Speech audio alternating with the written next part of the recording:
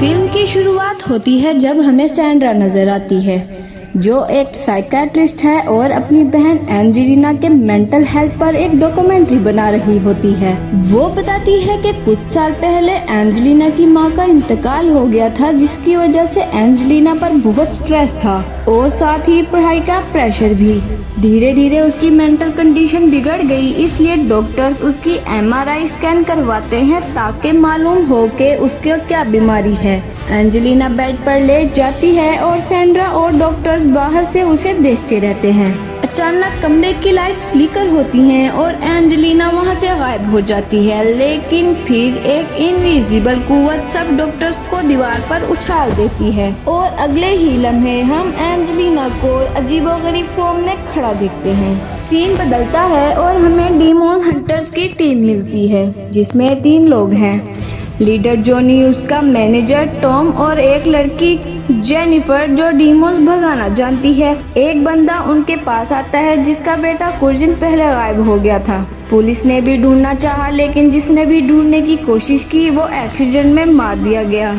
Johnny case उठाता है, लेकिन वो बंदा उसे सावधान रहने का कहता है क्योंकि बहुत लोग मारे जा रहे हैं। टीवी पर न्यूज चल रही होती है कि कोरिया में लोग एक अजीब तरीके से मारे जा रहे हैं। CCTV फुटेज में एक आदमी देखा गया जिसकी आंखें काले डीमन जैसी हो गई हैं। फिर भी पुलिस उसे नहीं ढूंढ पा रही।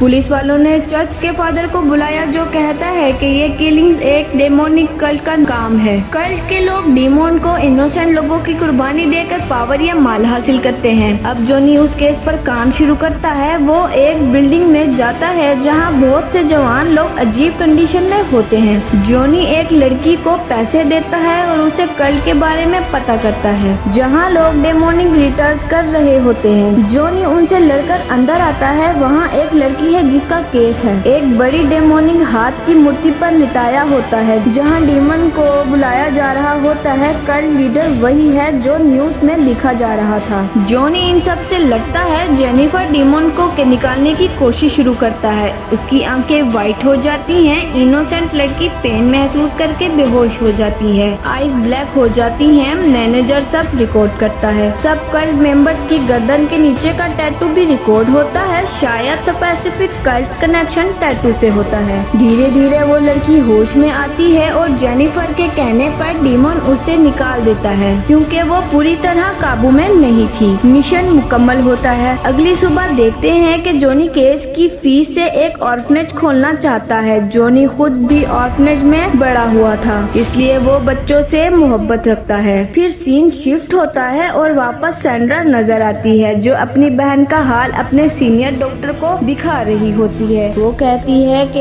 ये इतना सीधा मेंटल इशू नहीं बल्कि एक्सोर्सियम का केस है, लेकिन डॉक्टर हॉस्पिटल में इसे अलाउ नहीं करता। डॉक्टर उसे जॉनी की टीम के बारे में बताता है। जॉनी, मैनेजर और जेनिफर मिलते हैं। वो कल्ट टैटूज की बात कर रहे होते हैं और मैनेजर बताता है कि ये मार्क्स रोज बढ़ रहे हैं। जेनिफर कहती है कि ये लोग इंसान नहीं, डीमन कल्ट का हिस्सा हैं। तब सैंड्रा वापस आती है, मदद चाहती है। जॉनी पहले मना करता है। सैंड्रा उदास होकर पेन ड्राइव देती है जिसमें उसकी बहन की फुटेज होती है। सैंड्रा हॉस्पिटल जाती है। उसे बहन का कमरा खाली मिलता है। फिर अचानक एंजेला रूम में खड़ी मिलती है। सैंड्रा डर जाती है। एंजेलिना हल्के से गिर जाती है। जेनिफर और मैनेजर डरे हुए होते हैं जब वो फुटेज देखते हैं कि एंजेलिना अपसाइड डाउन चलते हुए आती है, खुद को नुकसान पहुंचाती है। वो अपने होंठों और चेहरे को बार बार कट लगाती है। वो हॉस्पिटल जर्नी और उन विजिट्स के क्लिप्स देखते हैं जहां कल्ट मेंबर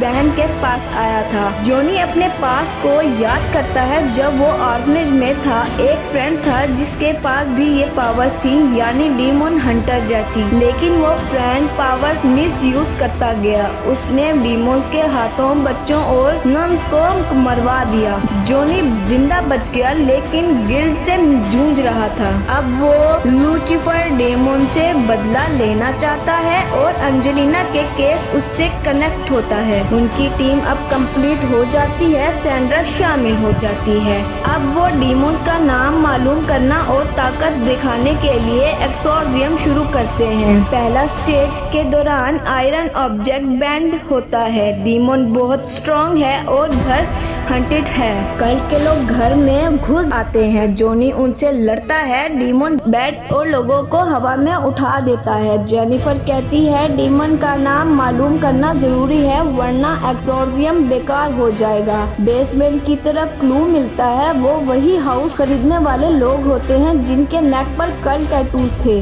बेसमेंट में कल्ट रिचुअल्स चल रहा होता है। डीमन का वर्शिप हो रहा होता है। जॉनी सब लीडर्स को मार देता है। जेनिफर फिर डीमन की दुनिया में जाती है और डीमन का असल नाम मालूम करती है। जब डीमन का असली नाम समझ में आता है, जेनिफर और जॉनी मिलकर एक्सोर्सियम का फाइनल स्टेज कंप्लीट करते हैं और फैट से डीमन को निकालते हैं। बैटल के दौरान उनकी आंखें ब्लैक हो जाती हैं, मगर वो खुद पर काबू करके एंजेलिना को डीमन वर्ल्ड से वापस ले आते हैं। जॉनी पोर्टल को जोर से पंच करके बंद कर देता है। फिर एंड में सब नॉर्मल हो जाते हैं। एंजेलिना सेफ होती है। रिवील होता है कि ये वही डेमन था जिसकी वजह से ऑर्फनेज में सब मारे गए थे। जॉनी का रिवेंज भी मुकम्मल होता है। कुछ वक्त बाद जॉनी अपने ऑर्फनेज खोलता है। जॉनी एक मीटिंग में जाता है जहाँ कल सस्पेक्ट्स नजर आते हैं। फिल्म यहाँ खत्म होती है।